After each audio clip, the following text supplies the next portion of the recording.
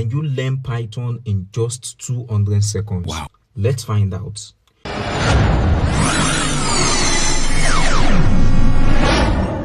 Python is one of the most powerful and beginner-friendly programming language in the world. It's used for web apps, AI, automation, and even hacking.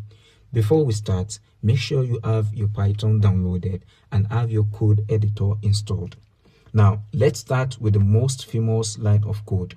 And this prints text to your screen, and that's your first Python program. Variables store data. You can use them like this. Python automatically understands the data type, so no stress. Here are the main data types: string, integer, float, and boolean. These are the building blocks of everything in Python. Now, let's make decision using the if statement. Python checks condition and runs the correct block. Loops repeat actions. This prints numbers from 0 to 4. Functions help reuse code, write once and use anytime.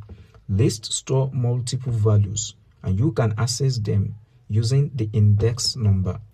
Dictionaries store data in key value pair like name as John, age 25, perfect for structured data. Combine everything and you can build real apps, automate tasks, and even create AI tools. If you learn something new in 200 seconds, hit subscribe and I will teach you JavaScript next. Bye.